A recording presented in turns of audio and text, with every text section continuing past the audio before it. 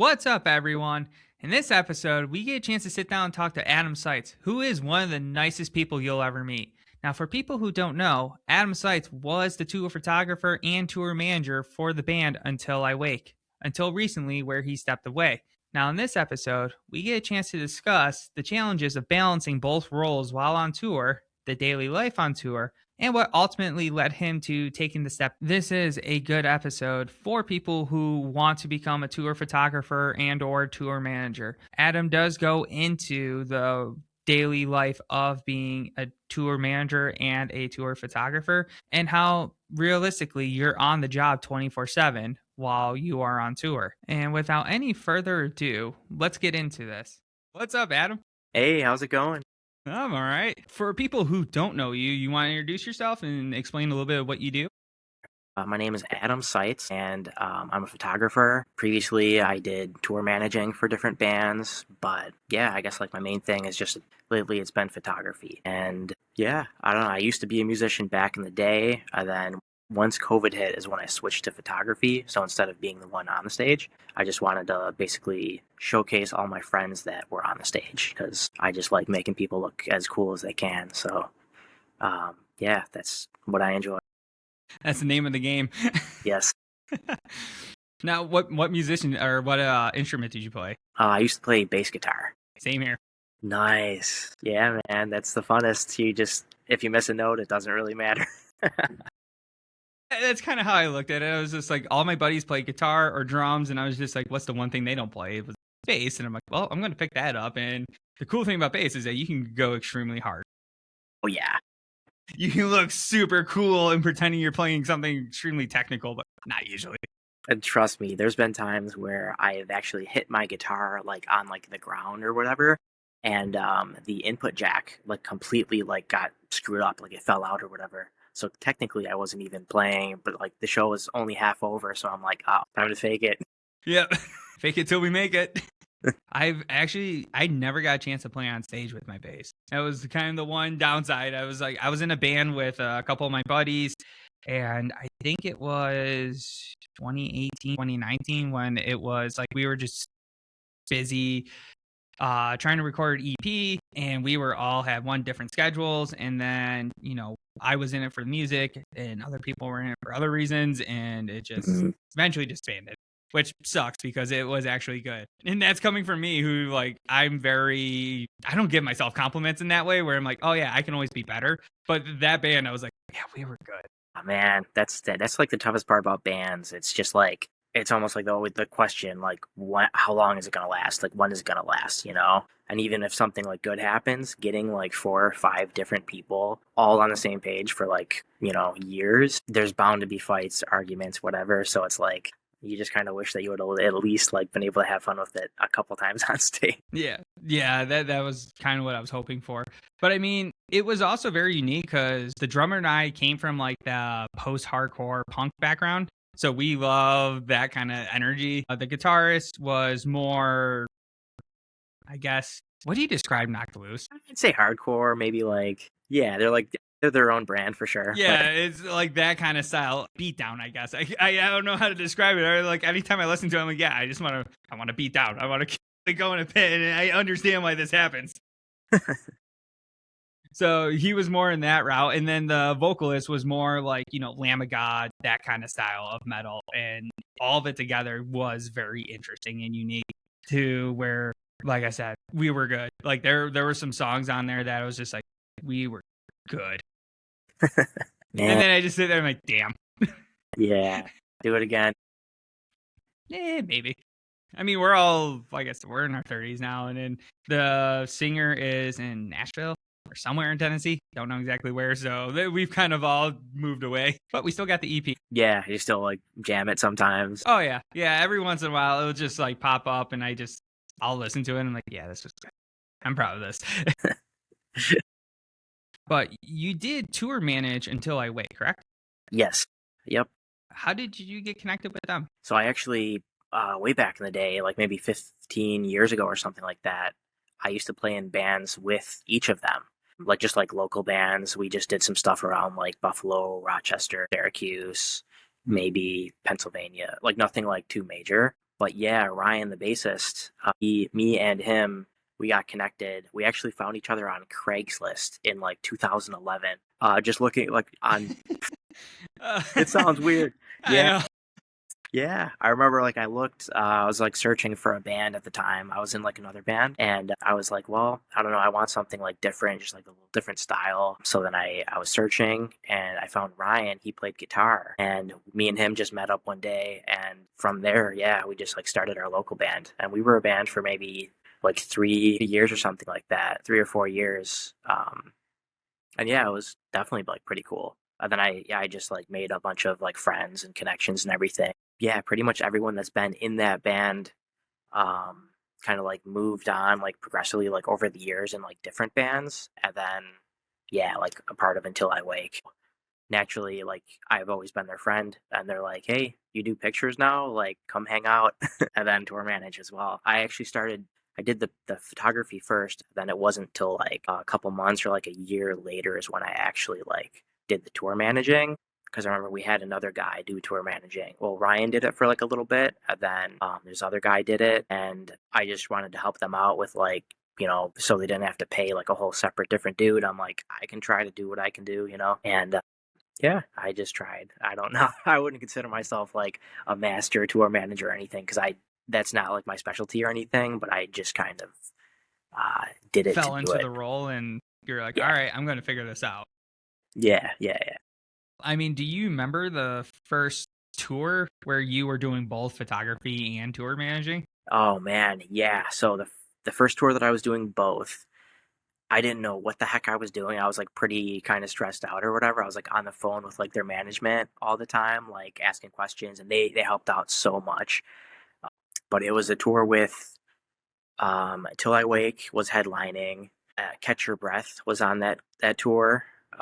And Dark Divine. It was those three bands was like the tour package. And I remember the first day we met up, I really didn't know what to do. So like our bands met up, and I think we were like a little bit late or something. Or no, no, no. The venue owner was like a little bit late. So the people who unlocked the doors was late. We were supposed to load in at like a certain time, like 1 or noon or something. And everyone's like looking at me like, you got to call these people. We need to load in. We need to get ready. And this was my first time being in charge. And I'm like, I'll see what I can do. I'm like sending texts. I'm on the phone with like the people, my contacts or whatever for the venue. And they're like, yeah, like we got off to a late start, this and that. And I'm like, yeah, please, please. Like, this is my first time. Like everyone's getting kind of upset. Please help me out.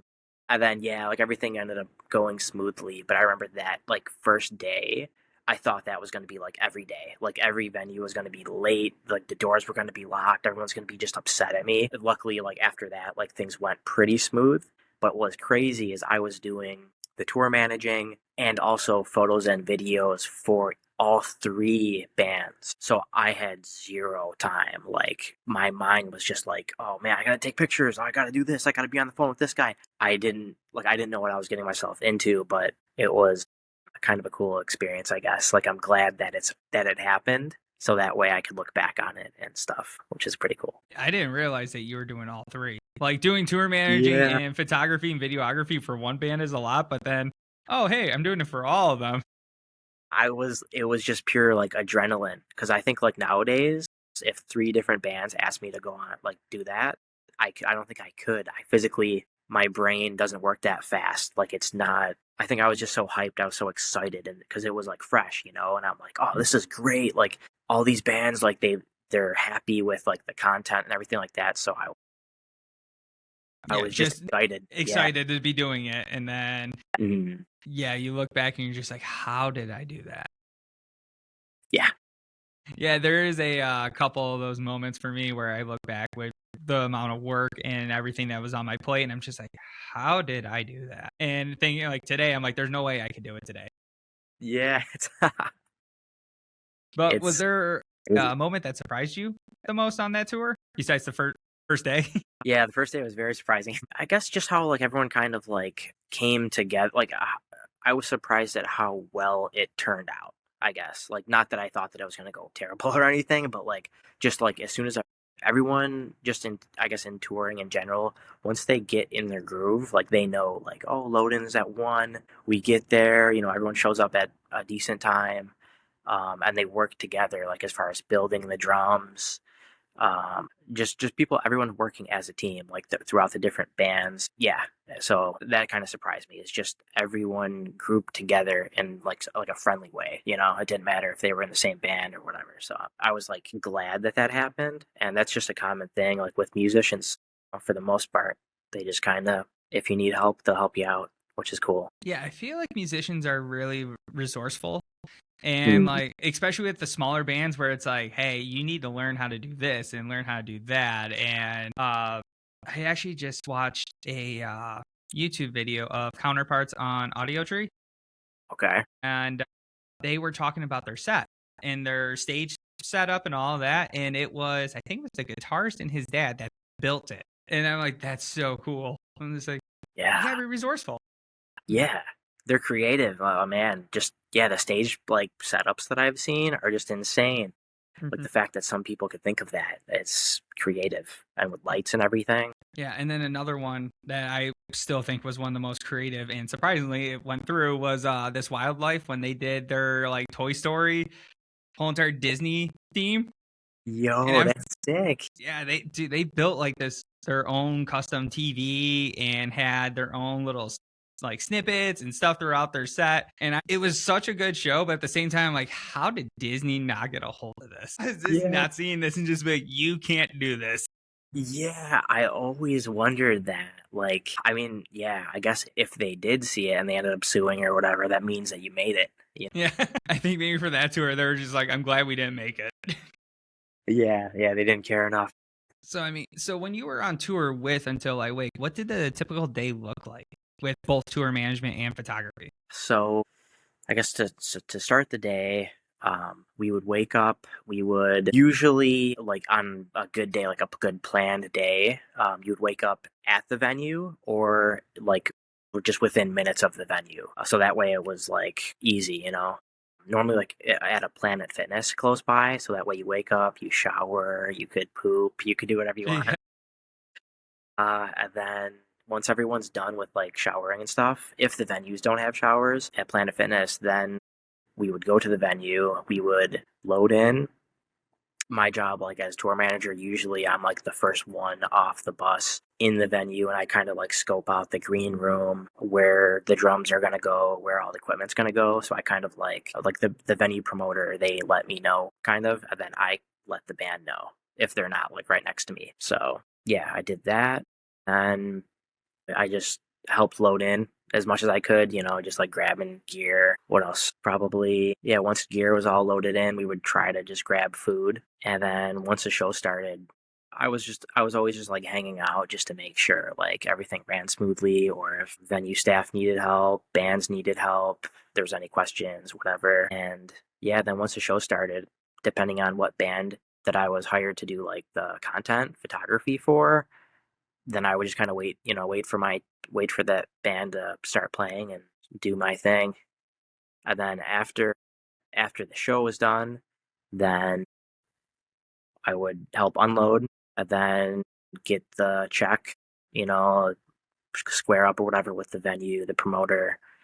And then yeah, double check everything, triple check everything, make sure we didn't leave anything. And yeah, then I would go back. We would start driving to the next city, and that's when everyone else, they would like kind of cool down, like we would chat for a little bit and then they would go to bed, and then that's when I started doing photo edits. So then I would stay up all night just editing photos, so that way they had it like in the morning time, because it's like you have to, that's the main thing about tour photography, is like you got to have it like next day, otherwise it kind of doesn't mean anything, because who cares about if you're playing Atlanta one day and then you're playing North Carolina the next day. Like you got to get Atlanta's done before the next day, the next show, because who cares about a couple days ago? Like they just care about like what was yesterday. So yeah, I guess that was the main thing, and then just wake up and do it all over again. Kind of like Groundhog Day on that one. Yeah, yep, for like a whole month or whatever.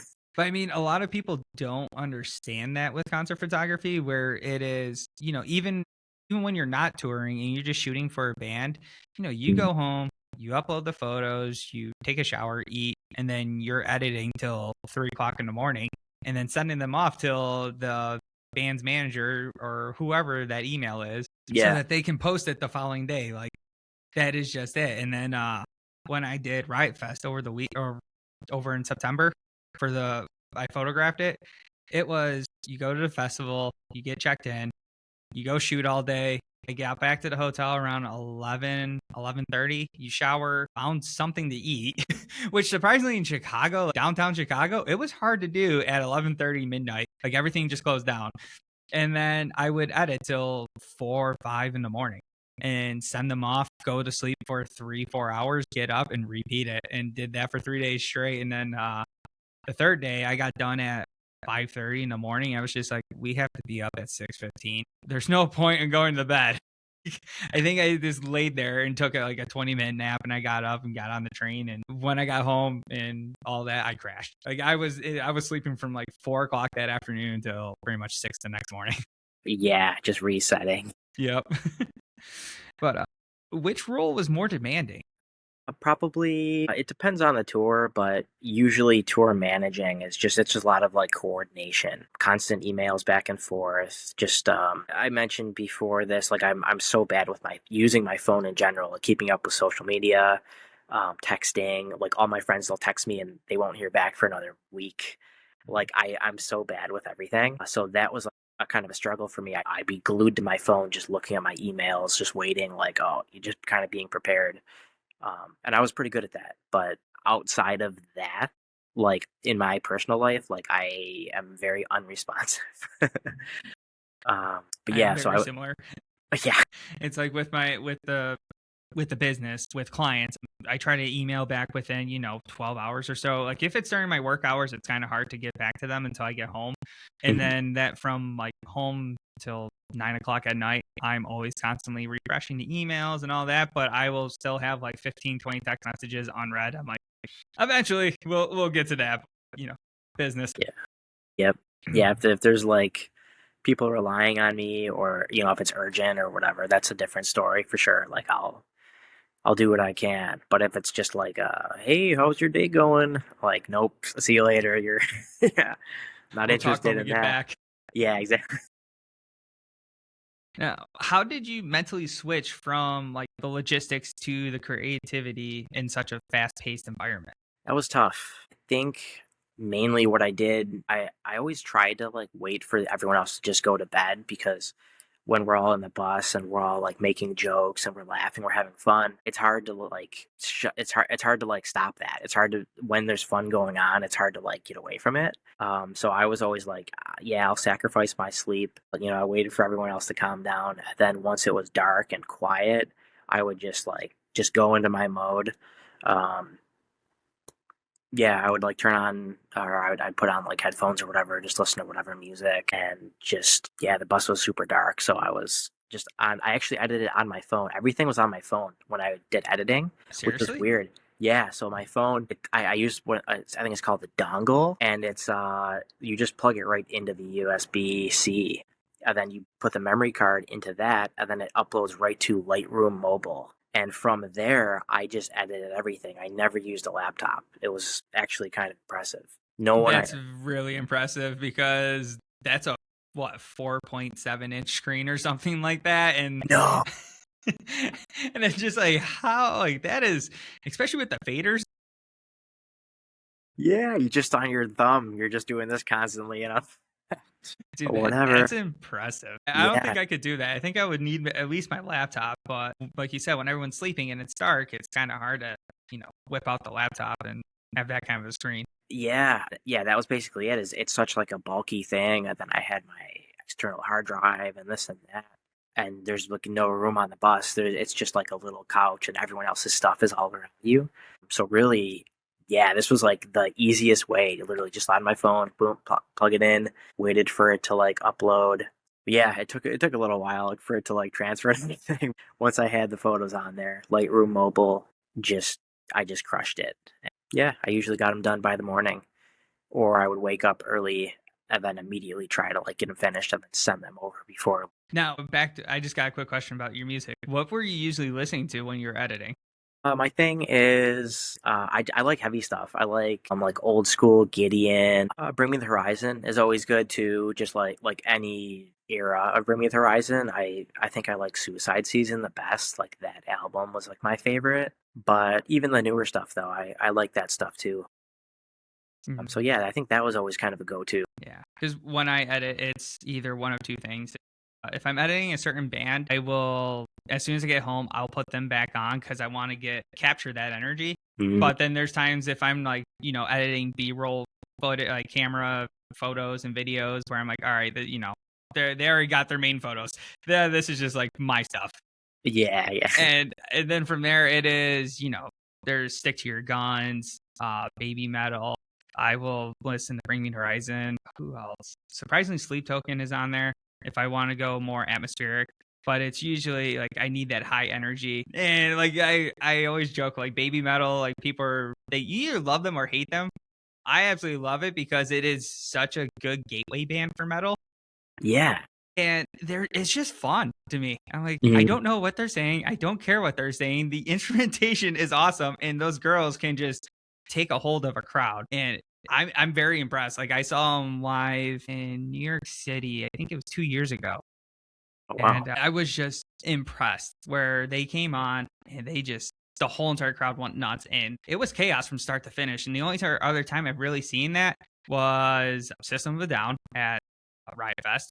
That was actually dangerous of a crowd. And Slipknot at was it like Louder and Light or Sonic Temple, where their energy, they take hold. Hmm. Yeah, but I'm very impressed with them. I feel like that's what it's all about is like for the performance and like yeah, if you're entertaining. Truthfully, I know everyone listens to music differently. Like some people are very vocally driven, like they need to know the lyrics and all that. For me, I don't care at all what they're saying. Like I'm way more like instrumentally. Like I want to hear with the drum, like the double bass and stuff like Yes, that. That's what I'm like, yeah, like I just want to like lift something or makes me like like bang my head. yes. But as I just far want to go as break something. exactly, yeah, Yes. Yep. Alpha Wolf is a very good band for that with me. Or anytime they come on, I'm just like, we're going there. yeah, definitely. And I think I saw you shot them Throne. Uh, Yeah, Riot Fest. They were one of the few bands that was just like, I don't care who else is playing. I need to be there for this because I absolutely love listening to them while I'm working out. And then yeah, seeing them live, they go hard. And it was one of the more crazier crowds, but in also a very respectful way where I had my camera in the pit and people are hardcore dancing and they see me and they give me my little bubble where good. yeah, because they want the shots of them going hard. And at the same time, they're like, but we don't want to break his camera. That's good. Yeah, that's amazing. And then just kind of get back to some things. With tour managing photography, was there any moments where the roles conflicted with each other?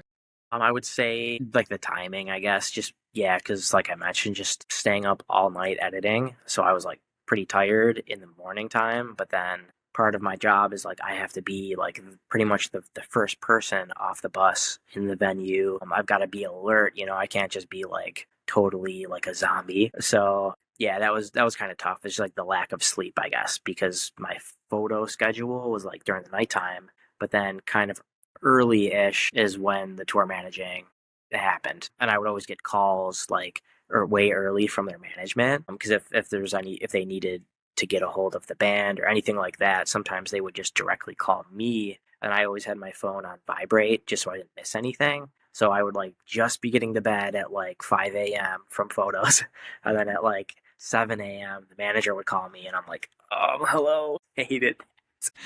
Yeah, I never thought about that, but you're technically on call 24/7 as a tour manager. Yeah, yeah. Even so, the main thing too is like outside, a lot of the tour manager's job happens outside of the tour as well. So, like, leading up to it, like, that's when I'm constantly sending emails to like advance the shows to get all the information. And then I have them all in files to send to the band members and everything. So that way everyone knows the timing, the location, this and that, parking situation. So, even outside of tour, I remember that was like the thing that I hated the most is my phone was always on and I would always be getting woken up. And I'm like, oh, I hate this.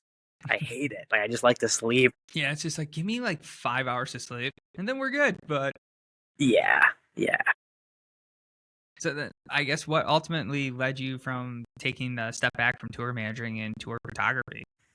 I've been doing it for like a little bit, and what really got me like interested in like touring and everything is because I wanted to travel. I love traveling. And I guess like when you make like so many loops, just like touring, things get kind of stale. And when you're touring with bands, you really don't see much. As like sad as it sounds, you're kind of like you're either in the bus or you're in the venue. And you're just like limited to just walking around the venue for like a little bit. But I don't know. I like solo travel a lot.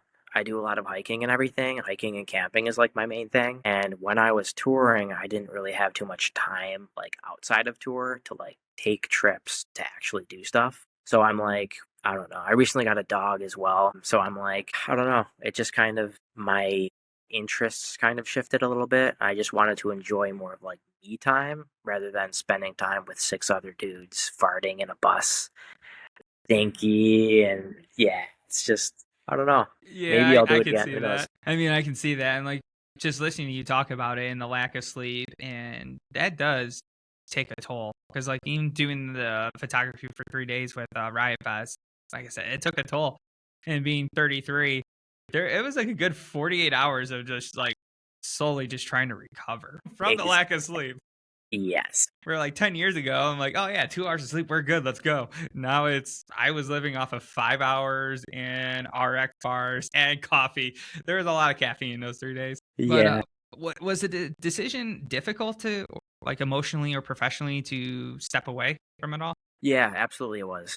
Um and I still like sometimes like I'll look back and think like do I want to tour again? It's crossed my mind a little bit, but I think if I did, I would just want to start off with just like little small tours, maybe like a week or two. But the ones that are like really, really like they kill me is like the 2 month long ones where I don't know, you miss holidays and everything like that. You get home and then it's like, shoot, the summertime is completely over. And I'm like, obviously we live in Western New York, so Yeah. that's Where we like, get like 3 months of good weather to actually enjoy, and you're on the yeah, road for 2 out of the 3.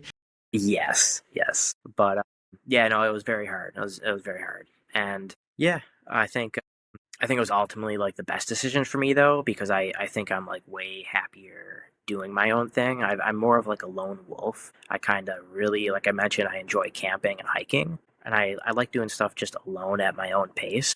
So I don't have to worry so much about like, oh, this guy has to use the bathroom. We've got to stop. Now we're going to be late. You know, it's just kind of like I know what I want to do, and then boom, let's do that. So yeah, I think I really like solo travel, like personally. So Yeah. yeah, I am very similar with the lone wolf kind of thing where I can be in a room with a bunch of people, talk and have fun and do all that stuff. But like when I'm home, it is, it's me and my 2 cats and some fish. And that is it. Like I will work out and my phone goes on, do not disturb for that time. And I'm just kind of doing my own thing. hmm And if I want to go, like you said, I do enjoy hiking and I've never been camping, but I do enjoy hiking. So there's days where I'm like, all right, I got nothing going on. I'll just get in my car and go drive an hour and go hike. yeah, man, dude. Well, I'll have to take you camping Dude, sometime. Now this summer, man. If you ever want to go, I've been taking all my friends like cliff jumping and like I just find these random waterfalls all over, and that's like been my thing. Is like a lot of my friends they haven't like dipped into the whole camping thing yet, and that's what I'm really really passionate about, I guess. So I'm like, yo, let me take you. And dude, let's do it. I'm telling you, man, like it'll just be like a vacation. Like I'll gather the wood. You don't have to do anything. Like just you'll be Just tell me pampered. what to buy and where to go, and then let's go. Let's do it, man. Yeah. I'm And down. if there's cliff jumping, I'm definitely game. Yes, dude. There's actually a spot in Rochester. Wait, seriously? Yeah. Oh well. Yeah. You're there's okay. So I found this crazy spot actually near Niagara Falls. Dude, it's secretive, so I would have to take you there. I can't tell you. But in Rochester too, there's actually this little bridge. It's called George Bridge, and kids like teenagers and stuff like that go there, and they just jump off of the bridge, and it's pretty sick. Like it's only like 10 or 15 feet. It's nothing like too crazy, but yeah, like I said, little kids do it, so it's fun. Yeah. Yeah. When I was younger, This is probably like 2008 because my brother just graduated, and there's a place in East Pembroke called what was it called? It was right by the log cabin, Indian Falls. Yeah, I've jumped there. Yes. Yes, so you understand, like it was what, probably 25, 30 feet up of a jump. Yeah, that's a big one. And yeah, and you didn't know what was below. Nobody did. And like looking back, I'm like, maybe that wasn't the best idea, but I had fun doing it. Yeah, that one's very dangerous. Like nowadays, if you're like caught there, you'll actually get arrested just because so many people, I guess, they've hit rocks or Yep. trees. So it's definitely very dangerous. No matter if you can swim or not. Like you mentioned, it's like white water. You can't see what's in it. So Yep. the rocks during the wintertime, they'll actually shift. And even if you jump there like last year or whatever, like the rock could just move slightly and then that's it. Yep. Yeah, I've heard there's been a couple instances there where, like I said, if you are there now, like you said, you'll get arrested. So people don't go there. Yeah, it's cool to look at, but Yep, cool to look at, great to take a photo. Don't jump off. yeah.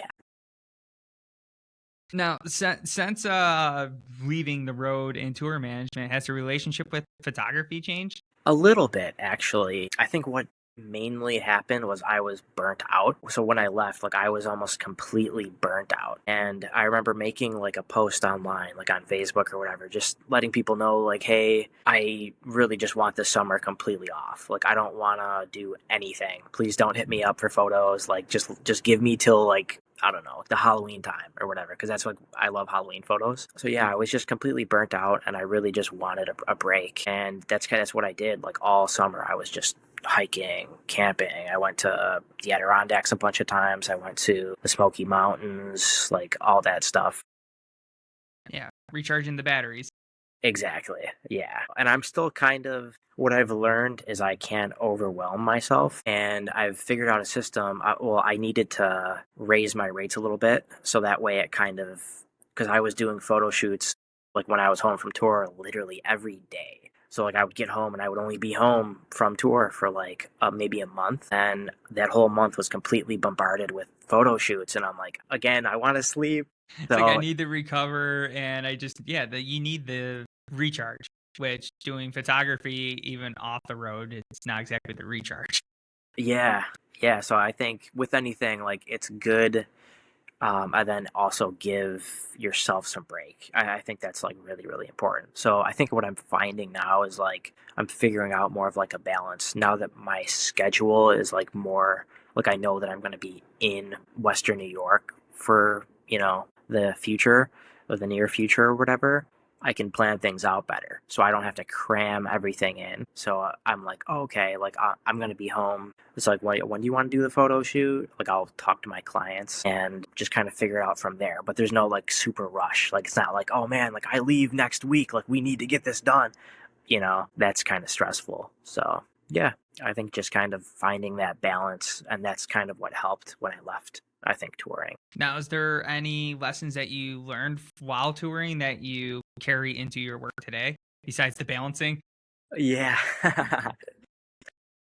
I think like professionalism, learning more to like talking to people and communicating and everything, like email wise, and just with anything, like the more that you do it, the better you get at it. So even when I first got into photography, which was during COVID, then touring started. I started touring heavily. That was like right when COVID like ended, when live music happened again. Like that was like our first tour. So I think that I was still pretty new to photography. So I think I just learned a lot like in those 5 years or 4 years or whatever that I was heavily touring. So yeah. I mean, that's one way to learn is just jump in. Yeah, pretty much. I mean, I kind of did the same when I wanted to get into concert photography, because I first started off with nature photography. I Nice. picked up a Rebel Me too. T8i and had like 2 lenses, went around, took photos, eventually figured out how, like what areas I was shooting. So my first lens I upgraded was the 70 to 200. Nice. And then went to the 24 to 70, then eventually got the 15 to 35. So I call it like the holy trinity of lenses. And eventually I was like, well, I kind of want to get into concert photography and kind of go back into that, but I need to upgrade my camera body because as much as I don't like saying that the camera, like, equipment isn't everything, but when you're in very dark environments, you do need some decent equipment. 100%. Yeah. And then, I shot my first show. And then after that, I was just emailing and sending messages to every band that was coming around, big or small, just trying to get my foot in the door. There was days where I was shooting like 4 bands in a week, where there's bands coming in on Monday in Buffalo, then Wednesday was Bug Jar, and then Thursday, Friday were other places, and I'm still working full time. So I was like, I learned a lot really quick, and surprisingly, like I was surprised with the certain bands that gave me that opportunity. Like Less Than Jake was one of the first bands that said yes. Frank Turner was another one, and who else? Bad Cop, Bad Cop. Like the punk bands who have been around for a while, where I'm like, oh yeah, there's no chance in hell that I'll actually get this approved, and they will email back like, oh yeah, dude, you're good. Like That's sick. yeah. But then there's also other bands who are much smaller than them that are like just zero response, and I'm like, I don't understand this. Yeah. Sometimes nothing makes sense. So No. yeah. I guess that's the best way to describe it. Nothing makes sense, but you still just, shoot your shot. What's the worst? They don't answer. Exactly. Yep. Now, when it comes to editing, is there processes that you tend to follow? I think the first thing that I do, usually like after I get done with shooting, I'll sit down, I'll look in the actual lens of the camera, like when I like the playback or whatever, and I'll look and then I'll star the ones that I think that are good, like good enough to use. So I'll like use the star feature. I'll star them all, and then I'll actually put them on the computer or like on my phone or whatever. But nowadays on my computer, and then I'll filter and I'll get, so that way I filter the good from the bad, like culling or whatever it's called. I'll do that, and then I still actually edit on my phone. So I'll do Lightroom desktop, like, and then I'll sync it to Lightroom mobile. So everything on like my Lightroom desktop is actually on Lightroom mobile, and I'm able to like just scroll through whatever. And then once I'm finished editing, well, I guess when I start editing, I have like a couple different presets that I'll start off with, and then I just kind of tweak them depending on the light or like the coloring, and yeah, I just kind of go from there. And then once I'm done, then I pop back on my computer, make sure they all look good, like on a different screen, just to make sure like my phone isn't different or whatever. But yeah, and then I just send them over. Yeah, I've noticed that because I'll edit on my desktop first. And then once I transfer it to my phone, I'll look at it and like, crap, I got to go back and change this. Yeah. It's just strange how, you can look at it through a desktop, a laptop, and your phone, and it's all different. Every single one. And so it's just like, well, kind of got to lean towards the phone because most of your viewers will see it on the phone. That was kind of my mindset, was I'm like, well, if it's going to look good on anything, like like you said, mostly everyone's going to be looking at on their phone, whether they're just scrolling through Instagram or Facebook or whatever. Like, you want to have the phone image look the best. But yeah. Now, does the process change depending on the client or project? No, I think for the most part, it's pretty. I pretty much do that for everything. I think different, like lately I've been doing a lot of hockey photos, like live hockey action photos. And obviously, like once you're in the rink, in the arena, it's like the lighting is all the same. So once you come up with a preset, it's literally just copy and paste, because like the lighting it's no different. Whereas if you're in a park or if you're in a concert or whatever, the lighting will change like all the time. Yeah. Now, with hockey photography, how did you get into that? So I started with one of my buddies. He plays like beer league hockey at Harbor Center in Buffalo. And he hit me up one day like, hey, dude, like, want to take pictures of our hockey game? Because I love hockey, obviously, just for fun. So I'm like, yeah, sure. And I took the pictures. And then like all their teammates really liked it. So then some of them are on other teams. And then they hired me for their other teams to take pictures. So that kind of snowballed. And then recently I started doing youth hockey. I was just doing like a Christmas photo shoot for like one of my clients' families. And they had 2 little like boys, like, 7 years old or 10 or something like that. And yeah, they asked, they're like, hey, would you ever want to take pictures of my kid's hockey game? And I'm like, actually, that would be awesome. Sports photography is kind of something that I'm interested in getting more like into. And so I kind of did that. And same exact situation, all the kids on that team, their parents, they have the kids have siblings or whatever. And the parents will be like, oh, could you do my other son's hockey game? Or, it literally just snowballed. And now over the next couple months, like I have consistently like kids hockey teams, and it's been pretty cool. Like I actually really like it. That's awesome. Yeah, so I actually played hockey for 13 years growing up. Nice. And and yeah, like during the tournaments, there was always, the photographers there taking photos of us, and my parents would always pick one or two of them out and print them, and it was always the fun process of doing that. How are the youth parents? Honestly, they're cool. So like So they're not like the as mean as they are towards the coach of why is my kid only getting 18 minutes of ice time and this kid's getting 19? No, honestly, so yeah, it's probably a different because I'm giving them something, like I really Yeah. I can't do no wrong because I'm giving them something. But yeah, they love it. They're like, oh my god, you made my kid look like an NHL player, like the way that he's like mid shot. I think the thing that I do with photography, I've never played hockey or anything. I've played like street hockey or like roller hockey, but never like serious. But like I always like with music especially, I think of myself in like when I'm looking through the camera, I think of myself in the actual frame. So I'm like, if someone took this picture of me, would I think that it looks cool? And that's kind of like how I base my photos off of is like, would I want this picture? So that's when I get like really excited if I get like what I think is a really cool shot. I'm like, yo, like if this was me, this would be my profile picture, or I would want to show this to my friends. Like this is so cool. Yeah. Yeah, and then also I'm assuming you watch a lot of hockey because I see the Yeah, Sabres jersey in the back. Yep. for That's sure. the best jersey. Yes. And so by watching it, you understand where to like, all right, I know what angles and where to stand for this shot, and you understand it. So you're already one step ahead on that part. Exactly. Yeah, I'm not going in blind, so I could read the play or whatever and follow the puck. So yeah, you're completely right. Now, what lens do you use while shooting hockey?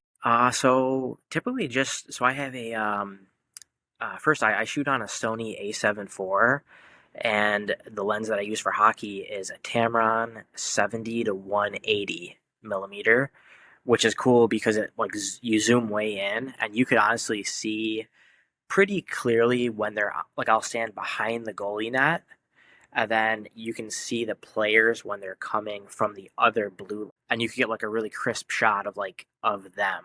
Everything's blurry in the background and stuff and it looks super sick. 2.8 lens. 2.8. Yeah, 2.8. Yep, correct. Yeah. I mean, that's my 70 to 200 is a Tamron and it's 2.8 and I love it. It's great for sports. Yeah.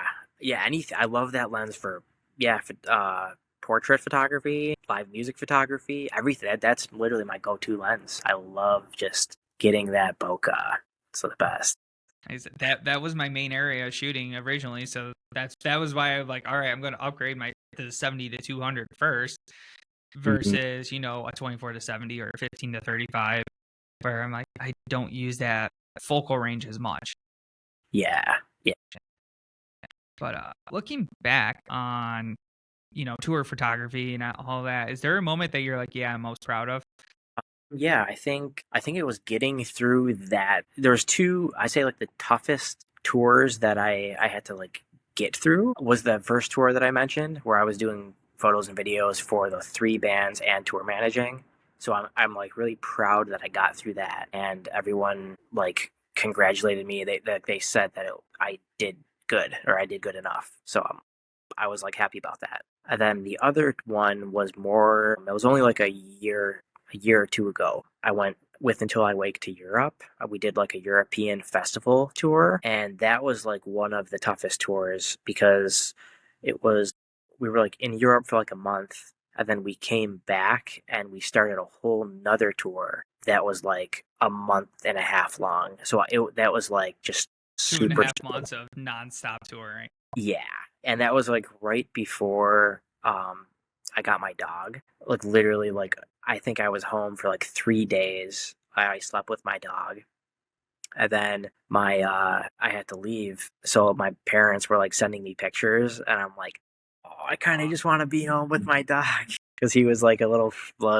fuzzy puppy and everything. So I was like, man. And then that was just really hard, just because that was when I really first kind of started to feel homesick, because I I I looked so forward to like being in Europe and like having so much fun in Europe, just to like when it actually happened, we were so busy. And with festivals, as you know, you have to get there really early because the festival starts at noon, you know? Yeah. So there was like no exploring. Like I went to Europe, but like in my head, I feel like I didn't really see much. So I have to like get back there like on my own just so I could really. Yeah, you saw like the bus views of Europe. Exactly. Yep. Yeah, if I ever, well, not if, it's when I go to Europe, there's a trip that this lady, she's a younger person, does, and it goes to Italy, but it is the complete opposite of the typical Italy trip where you're on a bus 10 out of the 14 days nonstop doing all that. It is you're in Rome for like 2 or 3 days, and then the other 10 days you are in the countryside of Italy where you're getting home cooked meals every night, and you're spending the night at people's houses. Like it is very like you get cultured. That is sick, dude. And that's what I want. I'm like, yo, I want to eat Italian food and just hang out in the countryside of Italy and just explore. In my opinion, that's the best way to travel. Like, if you get to do that, oh my God, like, And then just, backpacking through Spain. Those are like my two dream, like two, like any, if I can do anything, those are the two things. yes, 100%. That sounds like I would, yeah, I'm into that, man. Invite me. Yeah, I'm just No, trying to figure out how I can do that, but we're going to figure this out. make it happen, man. Yeah. But so looking forward with everything, what would you give to anyone who wants, like, what advice would you give to anyone who wants to start photographing bands and tour managing, stuff like that? Yeah, I would say just make as many friends as possible. Like, obviously, like how I got into it is I played music for so long, and I created these amazing friendships. So then that way, everybody needs, when you're doing photography, tour managing, selling T-shirts, all that stuff.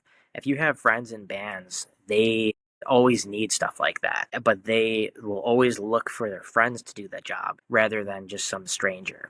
Because, I mean, especially on tour, when you're living with someone in a bus, you don't want someone that's like, you don't know their sense of humor, you don't know if they're stinky. Like, you kind of just want to know the person, like, oh, like my buddy, Dan, like he's super chill, like that's kind of like just what happens. So yeah, I would say just make as much friends as possible in like whatever industry that you want to work in, like the music industry or whatever. And yeah, just go for it. Like, if don't let anything hold you back, because like Wayne Gretzky said, you miss 100% of the shots that you don't take.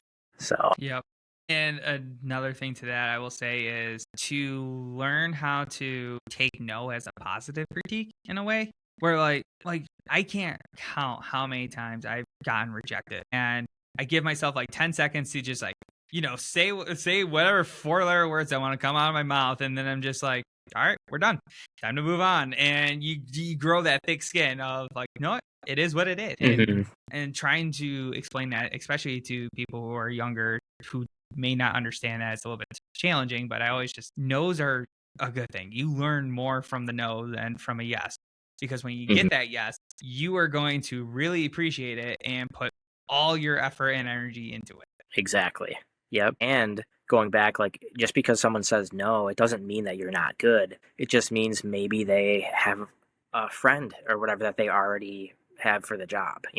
So it's like definitely not a bad thing. Like, a no, it doesn't mean like, oh, you suck, quit your job, whatever. It's not like that at all. It's like, sorry, like we already have an abundance of people, and maybe you were just a little bit too late. But yeah, it doesn't mean that you're bad or anything. Yeah, I remember. Do you remember the Attack show at Mohawk, or not Mohawk, Montage?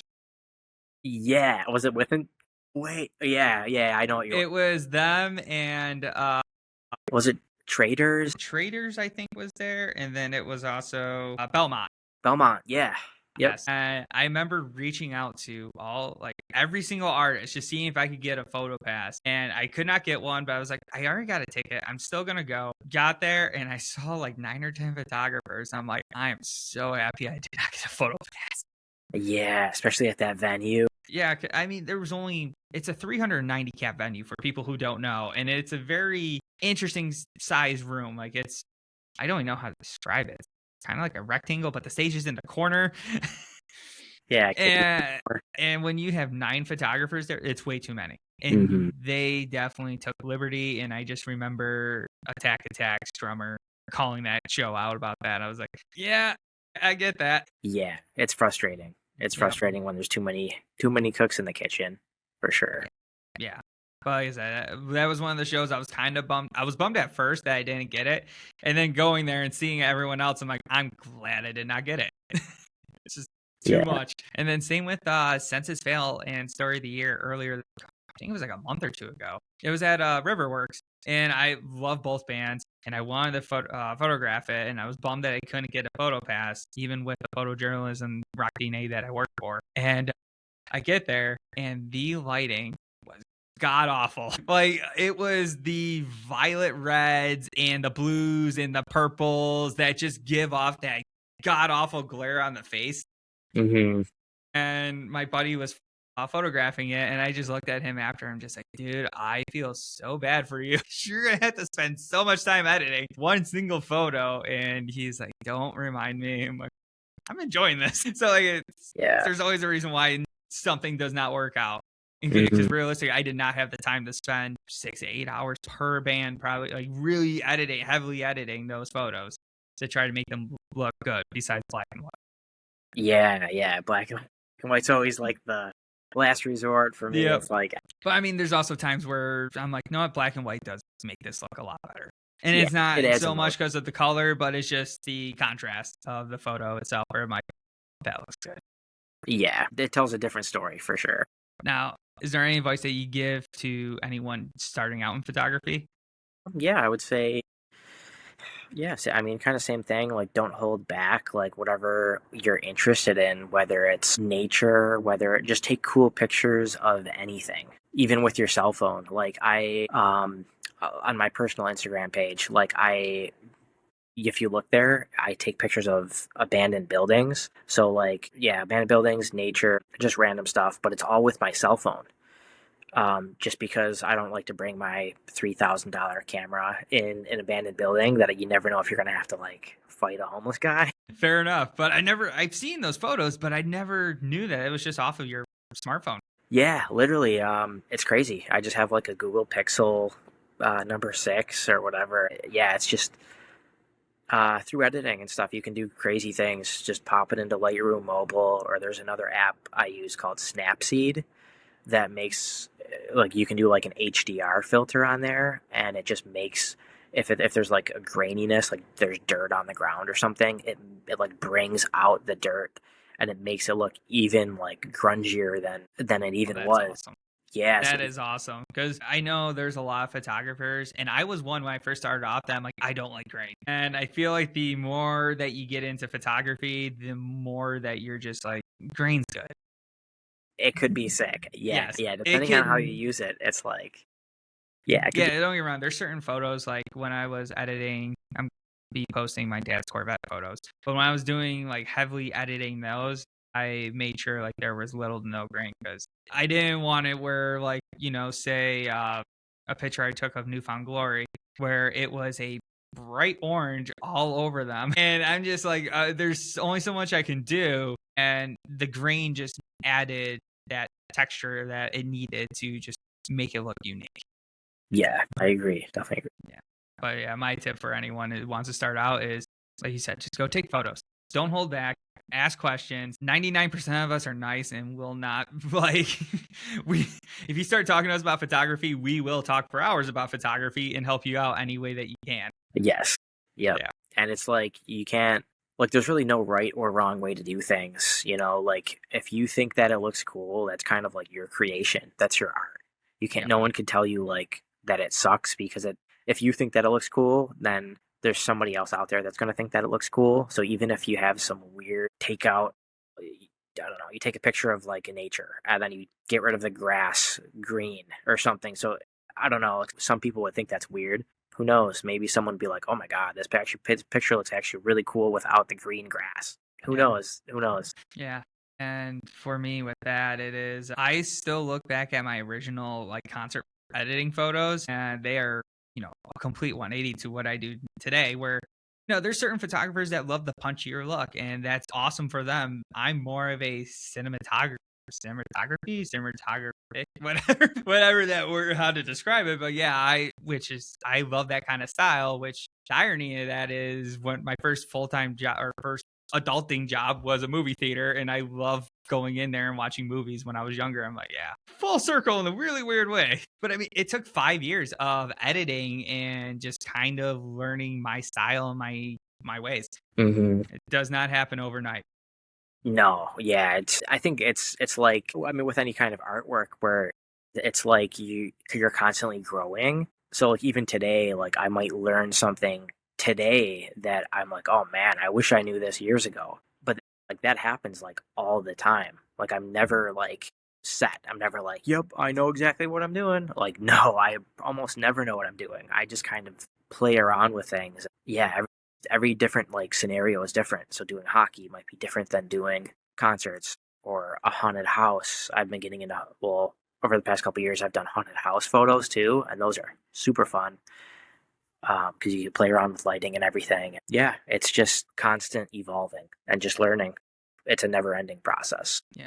Yeah. And if anyone's getting into concert photography, like you said, do not go into it thinking that you have an idea of what you want to do with those photos. Like, there's so many times where I wanted to pull my hair out because I had that, like, I want this kind of a look. And then you have no control of the lighting and anything. Hmm. And that means that you have no control of what the photos are going to come out as, really. In the raw images, like, then you got to go in and tweak and do your own thing. But just, there's times where you just make it unique. And it Yeah. may, like, there's one of my favorite photos I've taken was originally a terrible photo because as I was taking it, and it was a singer Grabbits. He's an electronic artist who also does a lot of singing. Like, he's actually a phenomenal singer, and I can't like and he's from Buffalo, so like I highly recommend people who don't know him just go look him up. He's a phenomenal artist in general. But he was singing on the barricade, and as he had the mic going up, there was another photographer in the far corner that had his flash on, and I somehow managed to capture his flash and completely white out the top white corner, left corner of the photo. Like, it was all white. And when I'm looking at him, like, son of a, like, I was annoyed. And I got done editing the rest of the photos, and I go back to it and clear my mind. I was like, all right, let me just see what I can do. And it now looks like he is floating, like, and I got it like dark enough where it looks like he's flying into like the whiteness with his mic. Like, you just see it all disappear with the mic. I'm like, no, this is a really super cool photo, and it's unique. Like, it's just a very cinematography Word. Yeah, that word. I mean, it's like 10 o'clock at night. My brain's kind of like fried, No, you're good, man. but yeah, it was just one of those photos where it's my favorite photo, and it was a complete screw up. Hmm. And that's where I'm just like, and that's why I explain to people, like, some of the best work is going to be from the photos that you think are just unsalvageable. Yeah, just happy accidents. Yes. And that's literally what it is. It's a happy accident. I'm like, yo, this is still my favorite photo. And it's been like a year. Hmm. Hmm. Yeah, no, Like I said, part anything of it can comes from happen. that happy accident. Yeah, But what advice would you give to creatives who feel like it might be time to pivot or step back? I think that it's okay if they're thinking that. I think that's totally normal, and maybe just giving yourself a little bit of a breather would help a lot. Maybe it'll refresh your mind, and then you'll get back into it even more creative and more energetic than you were. Or maybe it might mean that you might be interested in something different. So if you're getting sick of concert photography, then maybe you're into hockey photography or nature photography, something like that. Because I think for me, going back to the whole balancing thing, if I take too many pictures of just families, or, I'm not that interested in taking pictures of like families, like I'll do it. I love it. love doing it, but it's not my favorite thing. I love doing Halloween horror photo shoots or stuff like that, where it's like you get to really kind of dig in and get creative with it rather than just a typical, like, oh yeah, we're just doing family photos at the park, basic. That's cool too, but Yeah. switch it up. Yeah, I think that just switching it up is cool. Yeah, I've taken a couple family photos, not a whole lot, and I've done 1 or 2 weddings as a second photographer, second shooter. Mhm. You learn a lot really quick. Yeah. Yeah, and I mean, I didn't mind it, and I was glad I did it because I sat back and I'm like, I don't think I could be a wedding photographer full time. As a second shooter, all day I can do it, but as a head photographer, I don't think I have it in me. I enjoy Mhm. being more of a wedding DJ and or a second shooter for weddings. Yeah. It's a lot of pressure, like having those gigs like that, because yeah, if you mess up the shot or whatever, you can't be like, wait a second, kiss again, do the first kiss again. But I do feel like some of the best wedding photographers will probably be sports and concert photographers because we are just so used to the chaos. True, yeah, your finger's always on the shutter. Yep, the fingers on the shutter, and like within any second, you're gonna have to make quick adjustments to your settings. At which having a mirrorless camera for that is phenomenal. I know some people love it, and other people don't. But just being able to see what the image is going to look like in the camera before shooting it it helps. It does. Oh yeah, I think without like the technology of like current cameras and stuff, I don't think that I personally would excel in photography at all. Like back in the day, I don't know. I don't think that I am what I would consider like a true photographer. I don't know. For me, I think I heavily rely on. The creative post. Yeah. Yes. Like I love that. I love the fact that I can just adjust the shadowing and this and that. To me, when I take a picture, anytime someone's like, "Hey, could I see the raw pictures?" I kind of cringe because I'm like, I'm gonna do something so cool with it. Like, please Yeah. don't think that it sucks right now. So I Yeah, don't know. there's been a few times where I'm just like, you don't want to see the raw.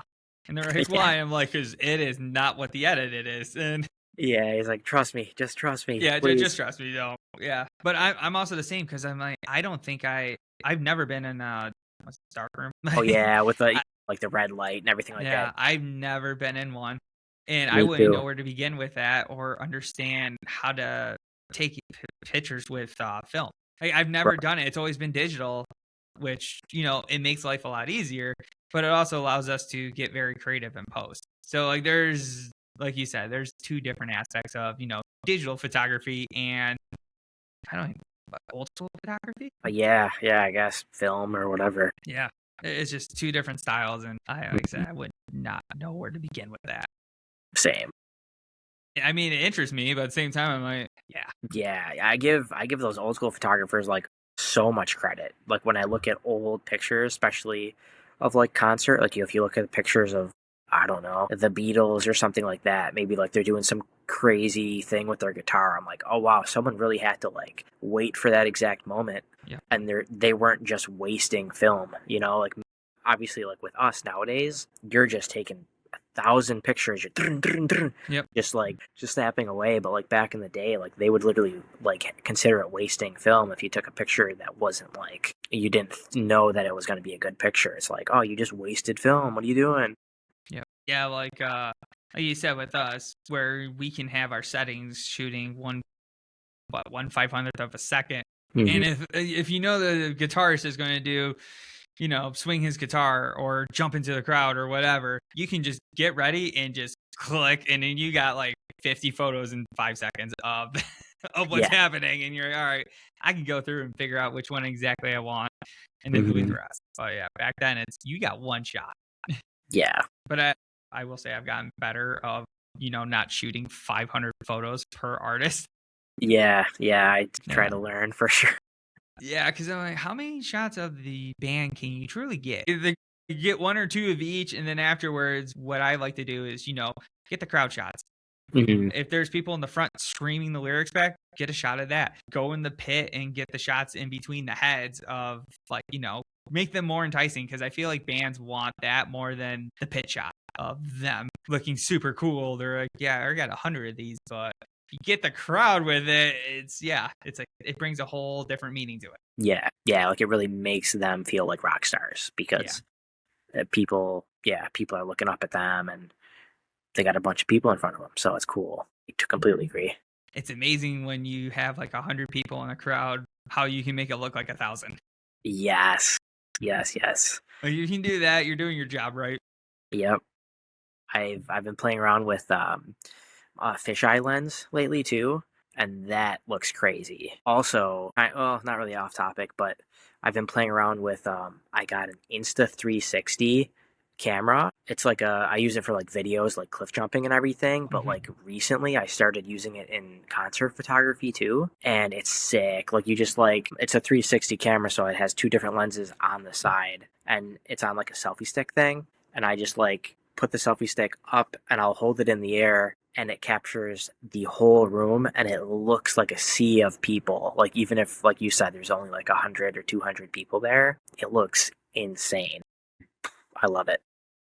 That's so cool. Yeah, because we got one for the business for DJing weddings where, you know, when my brother's DJing and mixing, I'll have it set up on him when he's doing a transition. If it works out super cool where the transition works and you got people dancing, like you see that and then you pan over to see the crowd and all that. So yes, it works well, but I will say, I think it was Under Oath's photographer and videographer. The kid was like 18 or 19. Like he's just fresh out of high school. And he decided to take a selfie, the 360 cam with the selfie stick, go in the middle of a wall of death with a t-shirt. And the band's like, go after him when the song kicks in. It was an epic video, but I'm like, I don't know if I would put myself in that kind of situation anymore. Yeah, that's tough. Yeah. I don't feel like dying. Yeah. I mean, I still enjoy the pit, but a wall of death, especially seeing I Prevail's wall of death, where I'm like, I think I'm too old for that. Yeah, just being literally in the middle, just getting sandwiched. Yes. Yeah, it's not for me. Yeah, it's not for me. I mean, I love seeing it where you just get, especially at festivals, where you just see the sea of the crowd split. I'm like, that's so awesome. Yeah, it's breathtaking. Honestly, it's like insane. Now, just randomly, do you go into mosh pits at all, or are you just kind of like? I used to be a pit boss, man. Like back in the day, my friends. So I'm kind of short, like I'm small. So my friends would literally like pick me up, like my bigger friends. They'd pick me up like from the armpits and like toss me into the pit, and then I would do like a spin kick and then just start going at it. And my friends, they thought it was like the funniest thing, but yeah, I used to love it, like back in the day, the Acacia Strain, all those bands, like that was like my thing. But yeah, as like I got the older. 04 to 07 was like an awesome time for hardcore. Yeah. And also song names that were so ridiculous. Yeah, like Devil Wears Prada. Yep. I wrestled the bear once. They had some ridiculous ones, and then We Butter the Bread with Butter. You ever heard of them? Or Yep, I remember that band.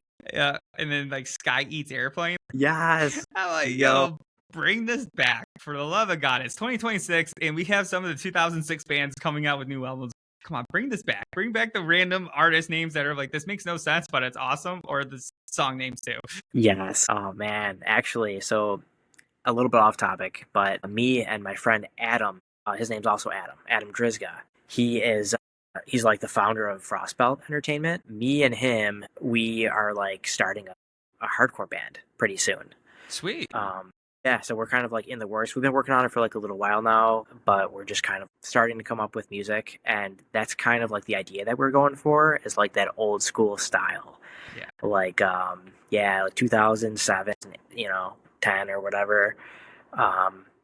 Yeah, just like crazy, like hardcore breakdowns, two steps, just fun stuff like that. But yeah. One of my favorite bands that reminded me so much of that was CU Space Cowboy.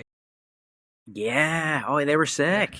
Yeah. The last two albums were just that's what it reminded me of, was 04 to 07 hardcore, but in 2024 and 2025, like just they took a lot of elements from that, and with modern technology and whatnot, and it was awesome. And I get why they broke up. Like there was just a lot of conflict between the singer and the band or whatever. Yeah.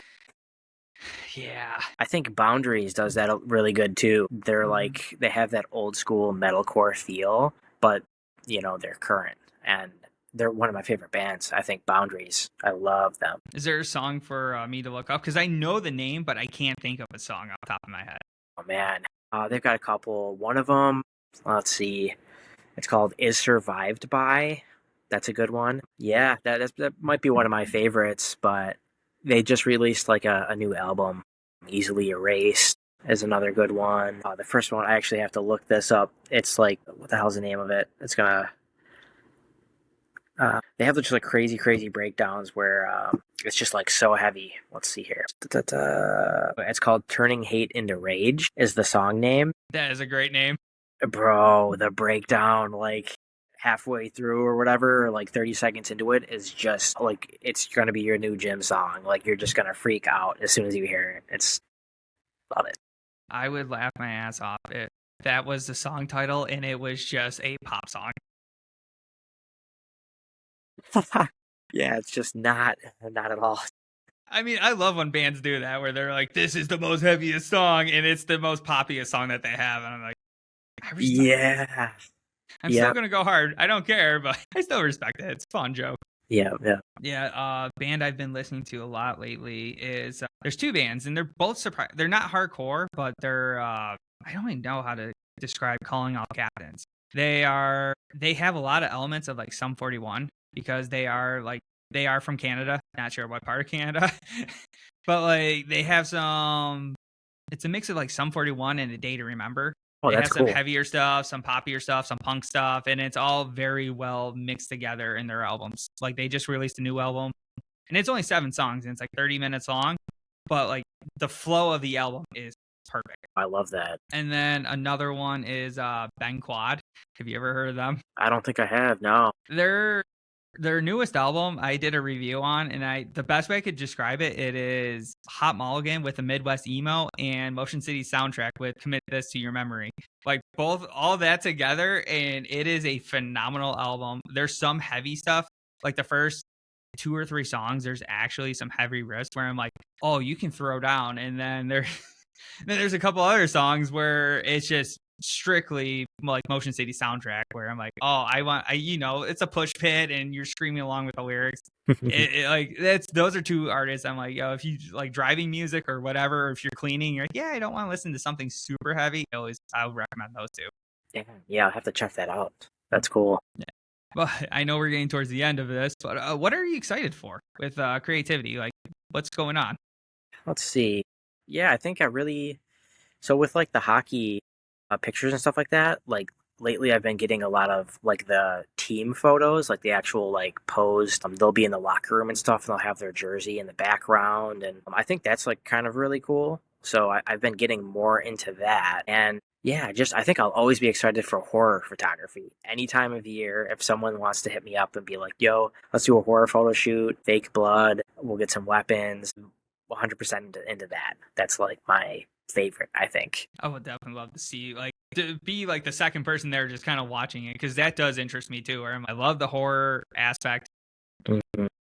My birthday's in October, so like Halloween, like that month, it is straight up just horror movies every single day for me at some point. Yes, yes, yes. I love it. Yeah. But it sounds like with the hockey and having the jersey and stuff in the background, it kind of sounds like it's like the green room photos with bands Yeah, where you're kind of like capturing those moments of the bands are chilling out or having fun and you're just trying to capture the candid moments. yeah. It is similar like that, where it's just like, yeah. I mean, it's especially with kids and stuff. It's cool for them and their parents to see that because it's like no one really is. I mean, a locker room is usually you don't have cameras in there, so it's like it's like a cool intimate thing, I guess, where it's like, oh yeah, this is cool. Yeah, putting on jerseys and stuff. So yeah, I'm definitely I like that. Have you thought about going into? I've seen a couple sports photographers where they have like the red smoke and the lighting is just all that set up where you get like the cool photo with the smoke coming up with the player just standing there look all like mean. Yeah, I don't have the smoke, but like You I've can get got smoke some bombs. lights. Yeah, smells like sulfur, like in the Don't worry, kid. Yeah, You're keep young breathing, enough. keep breathing. Your lungs can handle this. Oh my god, probably smells better than their hockey gear. Dude, I smelled my hockey gear for the first and I got deviate septum, so I can't really smell anything. And when I pulled that out and I took it, I was like, oh god. I Yeah, actually had to throw it out because I was like, oh, this is bad. This is unsalvageable. yeah, like that came out of me. That sweat came out of me. Yuck. Yeah. Yeah. It's great times though. I highly recommend it. If you can afford the sport, it's definitely fun. It's just you are gonna That's the smell. only reason why I didn't do it. It's like I couldn't. Let's do some rapid fire because I'm always curious about this stuff. What was your favorite venue you ever shot? Favorite venue? Probably there's this one venue, I think it's like Springfield, Missouri. Um I can't remember what it was called, like the Riff maybe. And that was I remember the cool part about it was they had like a snack stand in the other like room. So, especially if you're like playing there, like bands and crew and stuff like that, they got 50% off. And I remember they had a pina colada milkshake, and it was only like $2. And I'm like, bro, I'm like, yeah, I'll take that. I love pina colada, like flavored things. So, yeah, they had sandwiches and stuff like that. So, I think anywhere where there's like a food concession stand, especially at a good price, that's my favorite venue. I love food. Yes. Yeah, actually, one of my favorite venues is in Philadelphia, and we went. It was me and three of my friends. We just drove down there to see Drugs, Destroy, Rebuild Until God shows. Oh, yeah. It was them with Scary Kids, Scaring Kids, and I was there for Scary Kids, Scaring Kids. Like once again, another band name that I wish would come back, and they did. And their music is awesome. But it was also a bowling alley. Oh yeah, I know exactly what you're talking about. Yeah, what so venue? like It's like the Fillmore or something like that, or yeah, something like that. It's like on the second floor, and there's literally bowling lanes to. If you're looking at the stage, it's to the left, and then you got the crowd, like everything going on. And I think if I remember, one of the singers or the guitarist or something, Larry jumped over to the bowling alley area and just threw a ball down the lane, and then just went back and started playing again. I'm like, yeah, I mean, this is. I would do the same. Yeah, it's a very cool venue. I love that. Yeah. Yeah, I've only been there once, but I was just like, it was fun. Yes. Coffee or energy drinks? Actually, this is a surprising one. Neither. So I try to stay away from caffeine. I am completely straight edge. Like I don't drink alcohol. I don't smoke weed. I don't do anything. Same here. Really? Yeah. Wow, that's actually like I feel like surprising. A lot of people will say that because they're like, "Wait, you don't smoke weed?" Or I'm like, "No, I never tried it. Don't care to." Wow. Been sober from alcohol for 11 years, so like I was like 22 when I was just like woke up completely hungover and I was like, "That was not fun," and I feel like garbage, and that was it. Wow. Yeah, that's dude, good for you, man. That's amazing. It's yeah, I feel like everybody does it. So it's like, it's not a big deal. All my friends do, but yeah, it's rare to come across other people that like actually don't do that. Yeah. Yeah, the only thing I like is coffee. But even then it's like 1 or 2 cups. And then if I'm working out, depending on my mood, I'll drink a pre-workout, but I'm not like I can go without coffee. It's just, every once in a while I like that. I will admit coffee tastes good. If somebody gives me like a free coffee or something, I'll throw some cream in it or whatever, and I'll be like, yo, this actually kind of tastes pretty good. Mm-hmm. But I just have that like weird fear of like addiction, so I never want to be like drinking it every day. I'll drink it here and there, but like it does taste good. I'll admit. Yeah, like the coffee I drink regularly it's mushroom coffee. But it's yeah, do you Rise? Is it the Rise? Yeah, that's the one I go with. Before. Yeah, I mean, so cool. I definitely take it with the Rise creamer. So like, because the regular coffee it isn't great, but yeah, it tastes like dirt, kind of. Yeah, kind of. But I'm like with the creamer in there, it's not too bad, and there isn't really much caffeine. Where I'm like, because at work, I'm like, the last thing I need is 300 milligrams of caffeine running through me while I'm trying to work at a desk, and you just see me shaking. Like, what are you just? So, and that has happened a few times where the guys are coming in. They're like, "You okay?" I'm like, "I just had way too much caffeine." Yeah. So I do prefer that. And then on the weekends, it's usually like I'll have a latte. I have a latte machine downstairs because that's cool. I don't agree with spending $7 for a latte when. Yeah, thinking of the long term. I respect that. That's where I'm like everyone's like, "Oh, you're bougie." I'm like, "No, I'm cheap." I will be honest. I'm like, yo. Just think about it. Over the course of a year or two, this machine pays for itself. I will be cheap. I don't care. And it's Trust me, convenient. man. I am 100% about that lifestyle. As cheap as possible. It just makes the most sense. Buy in bulk, you know. Yeah, I'm like, I'm going to use it. Yeah. Yep. Yeah. I know this is supposed to be rapid fire, but ADHD and squirrel moments. Yeah, oh, same, dude. I probably derailed it. No, dude, I already started that one. I was like, yeah, this is usually how this part goes. But one piece of gear that you couldn't live without. That is a tough one. I'd say, I mean, it might sound stupid or whatever, like literally like my camera body. Like as long as you have a camera and a lens, I think you can make anything happen. Yeah, I don't really know how to answer that in like a perfect way, I guess, because I don't think I use anything really other than just the camera itself and like lenses. Yeah, I'm very much my body because I know it. And I know it sounds weird, but like every camera body and every camera, it doesn't matter if it's a Canon or a Sony, they're all slightly different. Yes. And that's where I'm like, I know this. I know what settings to go to. I know how to make the quick adjustments. That is key. Exactly. Yeah, that's exactly it. It's like a extension of yourself. Like you know exactly what button to press. Mm-hmm. Prime or zoom lens? I'm gonna say zoom, just because it's so much more handy. Like when you're in those like quick decision making like positions. Mm-hmm. Yeah, you just want to be able to zoom. You can't like back up sometimes, or you can't get forward. So I would say zoom for me. I'm the same. Your favorite lens? Yeah, if it's that 70 to 180, or I know you mentioned 200. Yep. Yeah, I love those long lenses. I love that. Yeah, my favorite lens is for shooting shows. It's usually the 24 to 70 because if you're in the pit, I'm like, okay, it has enough zoom, but I can also turn around and see the crowd and zoom out enough where I can get the person in the front screaming the lyrics back at the singer, like right there. Like those are some of the shots I know bands like. I actually enjoy those too a lot. So I will take the 24 to 70. If I could have one dream lens, it is Canon has a 24 to 105 2.8, but the stupid lens is $3,300. That's tough. And it was originally $2,800, and then everything over the last few years has now jumped to the 33. I'm like, wow. Yep, yeah. I'm like, that's a lens I want. I don't need it, but I want it. Hey, someday it'll happen. It'll happen. If it goes on sale, because even if I had that kind of money, I'm like, how could I justify spending that kind of money? It's tough. Other than business write-off. Yeah, the facts. Yeah, that's true. What's one thing that is overrated in photography? Overrated?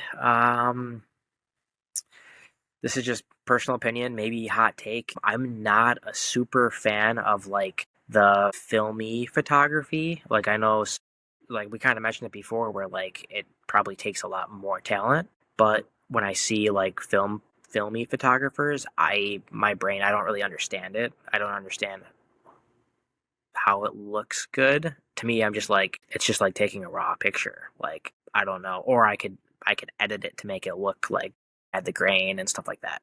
But that's just me being like stupid. That might be like a dumb opinion or whatever, but to me, I mean, I'm kind of there with you on that because, like I said, I don't know how they do it, and then I know like they have already set ISOs. So like, how do you decide what you're gonna use already, and if it's too much or not enough? Right. Yeah, like they'll post the picture and I'll see it and I'm like, oh yeah, that's cool. You know, like I respect it, but if it was me, like I wouldn't like post it. Like I would just be like, this could be edited or something. But maybe that's just part of it. Maybe I'm thinking too deep into it. You know? Yeah, so. I am definitely one that overthinks a lot. So Yeah. So I could totally see that. And there's been a lot of times where if I'm overthinking, I'm just like, I gotta remind myself, like, stop it. Go walk away for 5 minutes or do something else for 5 minutes and then get out of your mind. What's overrated to you, do you think? I will say camera, the actual body, because 99% of the time, well, I will say 90, not 99, because like you said, concert photography, I do think the body matters. But when it comes to the creative aspect, the body doesn't matter. Like I've seen some photos where, yes, they were using a beginner or intermediate camera with concert photography. So yeah, the overall image isn't the best, but you can see their creativeness. And I think that's what matters more, is where if you see that, you're like, you got the potential. Mm-hmm. And it doesn't matter if it's concerts or nature or portrait or whatever. Like, if you can see that, no matter what camera that they're using, that will go farther than having a $20,000 setup and you just don't know how to use it. I completely agree. Yeah. Because I haven't met a few people, and I will not call them out, but they love to they literally have like a $10,000 setup and they just keep it in auto. Yeah. It's like, just save money. Just, it doesn't matter. Yeah. And their excuse was, all of them was just like, oh, I paid this much money. The camera should know. But I'm like, but it's just the creativeness. Because the cool part, I think, with photography is like you can get a single person in a room with 12 different photographers all separately, and you're going to get 12 different angles, 12 different images, 12 different edits. Like it's all going to be slightly different of some sort. Mm-hmm. And I feel like auto just takes away from that. But like if you're starting out, I was in auto for like the first 6 months of shooting because I had no clue. I didn't understand manual at all. Yeah. And it seemed scary. It is scary. Yeah. My first days of shooting, I went to my parents' land with my T8i and I put it in auto and just ran around looking at nature. And it's December 16th. So like it's a lot of dead stuff, but I also found like, still bright orange leaves and moss and mushrooms that were like a bright orange color on some of the dead trees that were growing. I'm like, this is cool. And I just kept it in auto and just took the photos to figure out where I wanted to shoot and just learn and just have fun. Because that is the biggest thing overall. Is just you got to have fun with this. 100%. So does gear matter to you?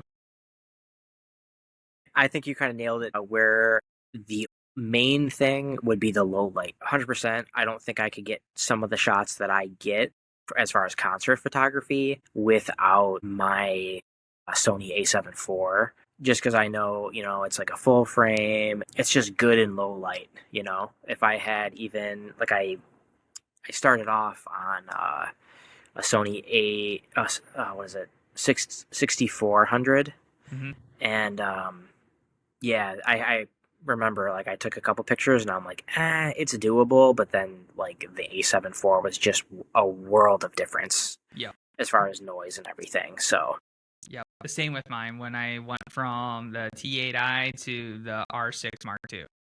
Like I'm able to, when I shoot concerts, most of the time my ISO is at 6400. Like that is my starting point, and my pictures turn out still really clean. Nice. Yes. Yeah. Sometimes, I mean, hey, especially with denoise and everything, like on Lightroom nowadays, it's insane what you can turn like a not so good picture and you can make it crystal clear. It's pretty wild. Yeah. Yeah. And then speak about denoise and all that. What do you think of AI with photography? It's tough. I mean, I think whether we like it or not, it's kind of here to stay. So I think if we can utilize it, whether it's denoise or removing things in the background, I would say just kind of roll with it. Yeah, I don't think there's really anything like that I can do. So I'm like, well, I might as well just utilize it. Now I'm not gonna like completely put my client's photo into ChatGPT and completely like prompt out, hey, edit this photo, I'm not going to do that, but I think it's totally okay to use the denoise tools and stuff like that because you're still being creative with it. It's not like you're faking anything. I think it's enhancing your ability to edit, where like you said, there's a water bottle or something, just whatever that you're like, it looks better without it. And for instance, with my dad's Corvette photos, I spent so much time editing the car because there was a lot of reflections. It was sunset and at a college parking lot in right in Batavia, so GCC. And like the photos were awesome, but like I spent so much time like getting rid of the reflections in the car and then getting rid of the yellow lines in the parking lot and just make it stand out more. And I sent it off to my friend who is going to print off one of the photos for my dad. And she's just like, is there any way you can get rid of the white fence? Because that's it's a blur in the background. And I'm just like, and as soon as she said that, I looked at him like, son of a bitch. And I'm like, she's right. And it took 30 seconds of going through and using masking and just getting rid of it. And it looks a hell of a lot better. Yeah. But I was so like focused on the car that I missed that little detail. And she saw it and she's like, hey, if you can get rid of those, it's a perfect photo. I'm like, all right. Yeah. Yeah, so using the enhance, I don't think you can take away Like, it won't take away photography at all in a way, because it's a photography's creativity. I don't think AI is going to be able to take away creativity. Right. And I think there will always be certain people, like you see those trends online where people are just typing into Chat GPT, like, the Christmas picture or whatever, or the Halloween picture. Everyone was using that Scream. Like, everyone had the exact same picture. It was Yep. just their face, and Scream was behind them. And it's like, okay, people need to understand, like, that gets old. Like, it's not even a real picture. Like, why do people think that is like they're collecting these likes or whatever, and then they think like, oh, people think that I look attractive, this and that. But it's like, wait a second, you need to understand that ChatGPT, like, you don't really, half the time it's just taking your basic features and making them look even better, because it wants you to think that it wants you to be the most attractive version of yourself, but it's like kind of fake, Yeah. which is fine. Like, it's cool to, like, I think it is a cool tool. You can use ChatGPT for a lot of different things. But yeah, I think certain people understand that when you trust an artist, it's like getting a new tattoo or something like that. Like, you want somebody's art. So that's what, like, they're willing to pay for. If they want a cool family photo, or if they want a cool Halloween photo or something like that, maybe they like a certain photographer style and they're like, yo, that looks cool. I want to do something like that. And I think it's, like, authentic. Yeah. Yeah. It's like you said, it's all about the creativity. I'm terrified of needles. Yeah, So I will it's okay. never get a tattoo. And I'm also terrified of bees, so please don't say it's like a bee sting. I've had bad experiences with those in the past. Yeah. No. But No, they not like for when everybody. but when I see art, like tattoo artists really do some creative work, I was just like, yo, I respect that. I absolutely love it. Can't have it on me, but I absolutely love it. Yeah, yeah. No, I mean, it's like a mural too. Like, even, like, say somebody, they have like a building or something, and they're like, oh, like, I want a cool, like, mural, or maybe I want this wall to have some kind of cool image on it. Like, if they really wanted to, they could probably just print out some wallpaper or some fake wall, or they can hire a real artist to, like, do it by hand, and it might cost, like, a little bit more money, but it's cool to be like, when someone comes in and be like, yo, like, this is a cool piece of art, then they can be like, oh, Joe Schmo did it, like, and then, you can hire him if you want. So, yeah. Well, before we get to the last question, I know we are both Sabres fans. Yes. So I am going to check the score.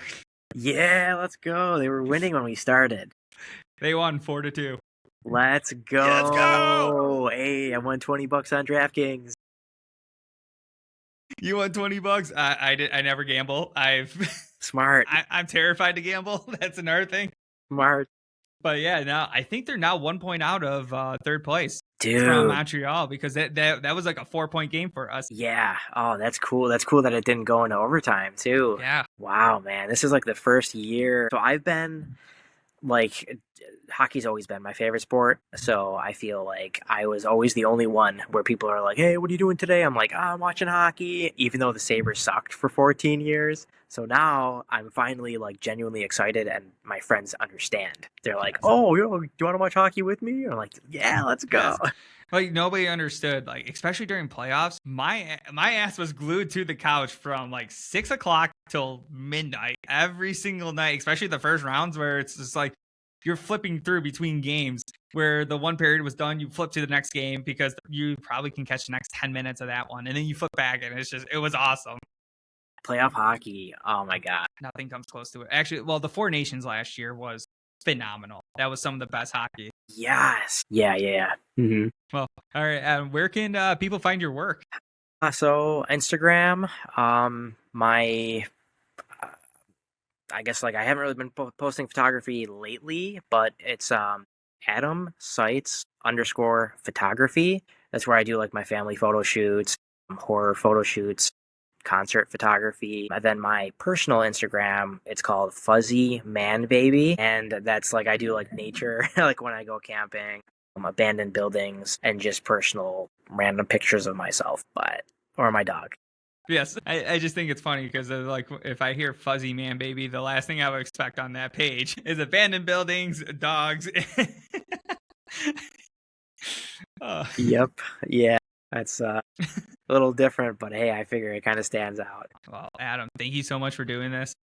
Yeah, man. And also before I leave, I just want to give a shout out to Frostbelt Entertainment, just because, yeah, like I said, he's my best friend, Adam Drizga. Yeah, he just works like really closely with the Western New York music scene, especially like metal and everything. So yeah, and like the surrounding areas too, Pennsylvania, Maryland, Ohio. So yeah, I just think also if you want to follow Frostbelt Entertainment, there's like a lot of cool things going on there as well. So Awesome. yeah. Yeah, well, everyone go support both Adams. Yes, let's That's go. the best way you can do it. All right, Adam, that was awesome. Thank you so much. I appreciate you, man. Thank you so much. Yep. Cool. See ya. What did I say? That was a great episode, and we had some great conversations with Adam. Now, please go follow Adam at AdamSites_photography or Fuzzy Man Baby, both on Instagram. Now, if you want to be part of this community, please reach out to me through my website at dropclickimages.com and fill out the contact form. I'll be happy to have you on, and let's grow this community. Until next time, please like, share, and subscribe on my YouTube channel to help this grow as well. And take care of yourself, take care of each other, and I'll see you in the pit.